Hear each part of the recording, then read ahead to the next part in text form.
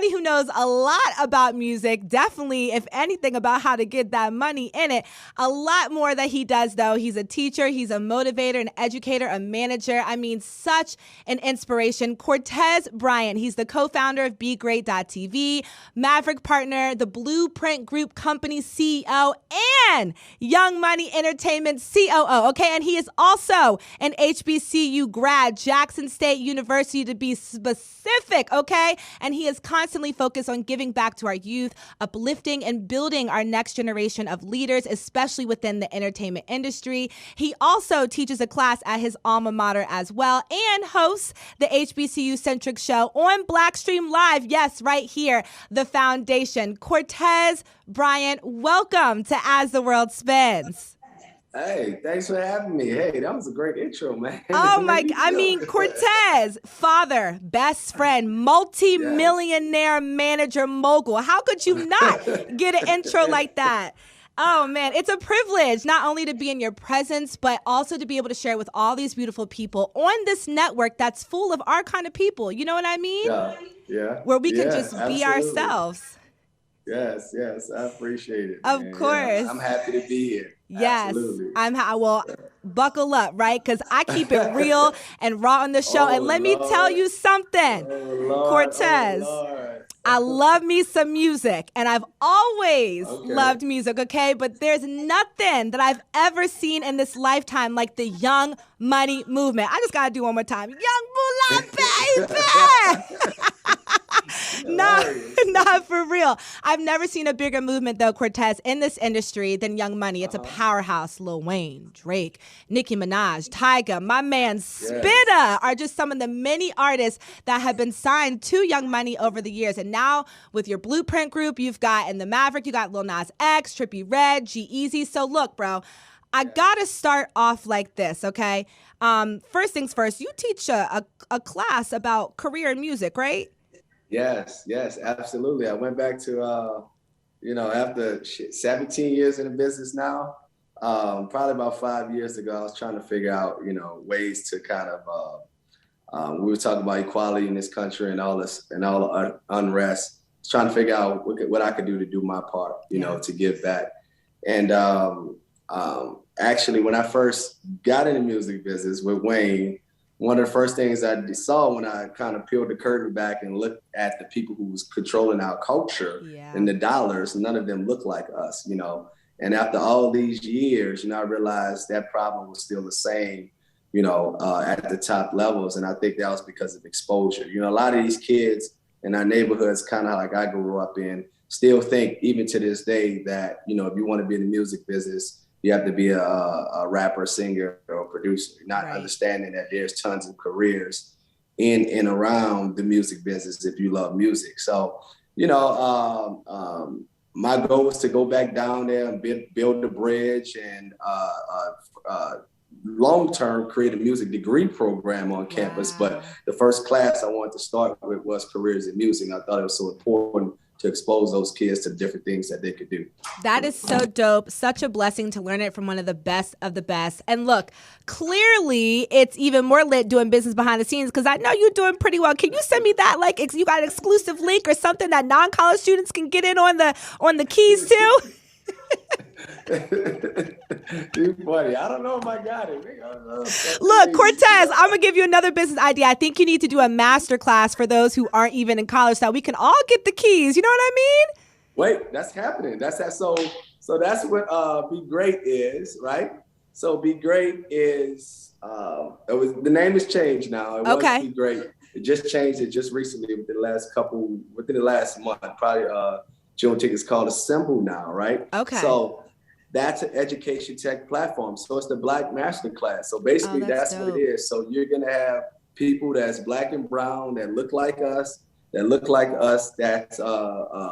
these kids can learn, that anybody can learn from, Mm-hmm. So that's what that platform that I'm building is about. Me and my partner, Courtney Woodruff, and Jesse Williams, you may know him from Grey's Anatomy. He's a founder.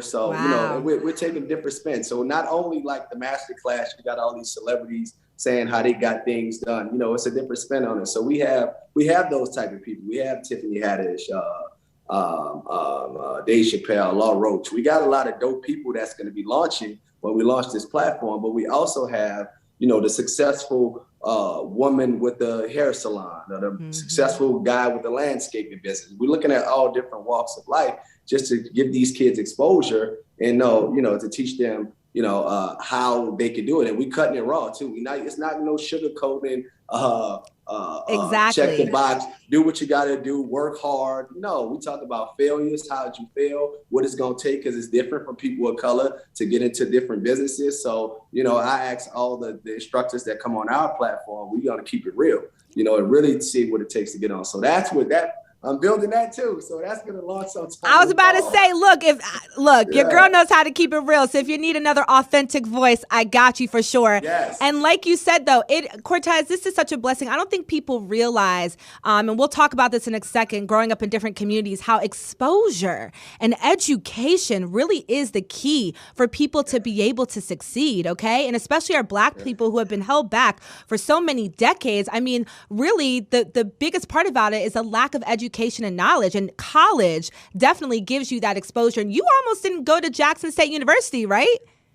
Nah, I didn't. I don't like to tell that story though. Jesus. Was another school. What made you decide to go there though, especially with it being an HBCU too as well?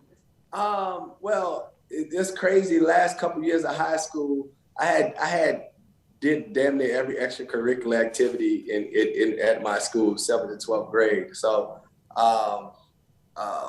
me and one of my good friends, we started a marching band in our school. Marching band culture down south, if you don't know, like drumline. So if you haven't seen drumline, y'all, right? Yeah, so marching band culture is like sport down south. Right, it's like being in a frat.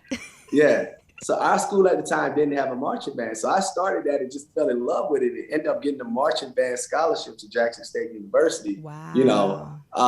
And that was my way out of New Orleans, so that's how I started. It's crazy because now all these years later, I can see how kind of God ordered my steps and the principles I learned in that marching band and how I was able to apply it when I got into business and just having a love for music. I never desired to be in the music business, right? I just got into it because my best friend was talented and he needed a manager and just asked me to manage his career. So, but now that I see now I can look back at my life and see why God put certain things in my life. And that was one of the things. So that's how I got to Jackson State, through the marching band. And you were hitting some of my follow-ups. First of all, shout out to NOLA, shout out to New Orleans. Before we get into it, I heard the food was good, bro, and I haven't been down there yet. So can you recommend a good food spot for when I go? Are you serious? Yes, I gotta come visit. I'm long overdue. And your girl likes to eat, so I need some good food spot recommendations. Yes, so you haven't experienced life yet. You still got a piece of life missing. Like a piece of your heart is not even, your heart hasn't even developed yet. Look, that's a fact. For food, for real. You're like, you still got some development. Nah, look, don't play your girl beat. My dad's from Savannah. Okay, I got a little bit of that in me. A little bit of that gumbo, shrimp, and grits, so they got that Geechee culture, that Charleston to Savannah culture. It's not the same. Trust me. That gumbo is totally different from That's a fact. Gumbo, That's a fact. Y'all be eating that crawfish. I don't know how y'all do that. But Cortez, for those who are on here, what's like the top restaurant that people have to go to when they go to NOLA? Morrow's. My guy, Larry Morrow, Morrows. Shout out to Larry. His mom is the cook in the kitchen. She be in the kitchen every day. So when your mama in there cooking, you know you about to get something authentic, right? So his mama is still back there cooking. She don't need to be, but she makes sure she's in that restaurant putting all her recipes in there. So look, put the foot, the neck, and everything in it. You definitely gonna get some authenticity when you go there. I love that. Yeah. Okay, Morrow's for sure. I'm gonna check that out. What was it like growing up in New Orleans? Just a little bit. How long did you live there? And tell me about the community down there. I lived there all my life up to the moment I went to college, ventured off. So I mean, it was cool. While I was living it, like I say, I'm older now. I could go back, I could reflect on this and appreciate the things. It definitely taught you survival. Well, you didn't have a lot. My mom and me. My mom had when she was 16, so we was kind of on our own. Kind of grew up together with her. So life wasn't easy. you know, she was out the house at 16 and life wasn't easy for us. Definitely. But, you know, she taught me perseverance, survival. It was a lot of life skills that you learn. And then in New Orleans, just because I grew up in an era where violence was like in the 90s, you know, violence was at its peak. Yeah. You tend to learn how to survive. You know what I'm saying? You tend to learn how to survive and know survival skills. You know what I'm saying? So those are things that I can say that I could take from, you know, having to figure things out, being part of a single parent household, having to grow up and see my mom do the things that she's done, the sacrifice she's made. And then, you know, having to avoid trouble and getting in, you know, taking the wrong curves and turns a lot of my good friends has, you know, in order to survive. And those skill sets, I tell a lot of people, you know, if you grew up, especially in my era of New Orleans, and you grew up in that city, I tell people, even if people haven't gotten out, you probably could survive anywhere in this world, you know. So survival skills is probably the biggest thing I took from my upbringing. Look, that's so key. And also real and true friendships. I mean, everybody knows Lil Wayne is your best friend. And the fact that even, you know, his career, Young Money, and all of that, I believe the success came from the fact that you guys had this tight foundation that was built on real love and friendships, you know. How long have y'all been friends, first of all? Probably 25 years wow. now, 25, 26 years. Wow. We met when he was 11, I was 14. Now, wow. Yeah. So, yeah, that might have been like 93, 94. Might be, yeah. So it's been a minute. So, like yeah, almost Sandbox Boys. Yes. And when you graduated, actually, you got a job at CNN, but you turned it down to be his manager. What led you to that decision? God. That's what led me to this decision. Yeah, my senior year. Yes. You know, I was clearly I had sat out a couple of semesters to kind of go on the road when 99 Cash Money, you know, when they got popping. I went on a couple of tours just to see what it was like. But I went back to school. I figured it wasn't, you know, I ain't never, you know, I was like, this is not for me. I don't want to be in the music business. But, you know, when he called me my senior year, you know, I was definitely torn at the time. I had to give him an answer off top right there. You know, I prayed on it, you know, and got my message I had to be out there to protect him. And that's what, you know, I followed the spirit, you know. Yeah, that is real. I am definitely a believer. Yes. And we talk about that all the time on this show, you know, walk by faith, not by sight, right? Yes, absolutely. Okay, so I have a question, a follow-up.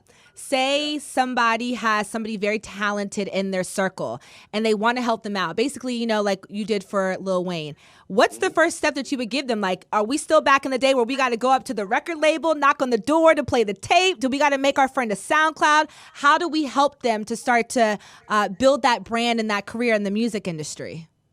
The beauty about the industry now and when I first started is, you know, these any aspiring artist has a whole lot of outlets to use. Social media, YouTube, you got so many tools, TikTok, you know, everything that's Tubi, right. The umbrella, right? So I would tell them, you know, like YouTube is like a Bible now. Like none of this existed when I was coming in. The only way to even putting out music, even distribution. Like when I started, you had to go to a label to get your music in Target or Best Buy or wherever you found music. Right now, you got United Masters, TuneCore, DistroKid. You got all these places where you can literally just you can give the world your music with no red tape. Like anyone could do it. So I would tell anyone that's trying to help their aspiring artists is to make sure you study the tools, the marketing tools that you're giving first, right?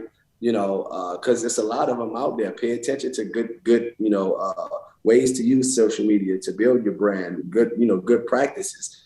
Do research, you know, you got the internet. So all that's at your fingertips. You got conversations like this. This wasn't normal. That could be out in the world where you can learn from people, you know. So the first thing I would tell them is use what's at your disposal. And they have a lot of tools at their disposal in order to help build the brand. But some people just don't go out there and want to do the research. Right. You got to do the work, y'all. Listen. I mean, Cortez is over here dropping them gems right now.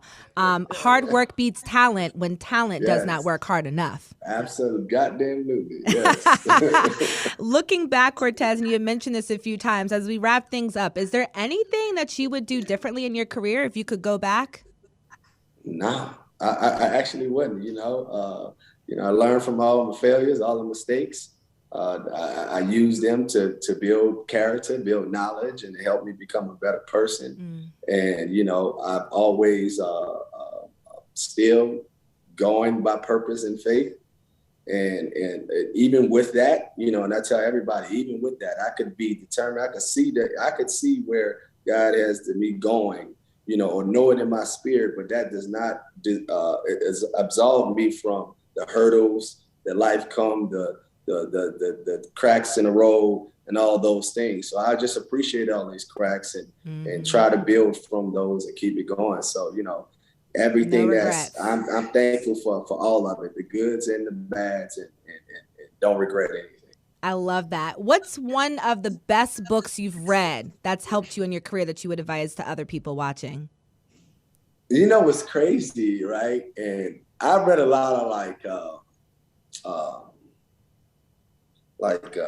good motivational books, especially that's my like self-help books, like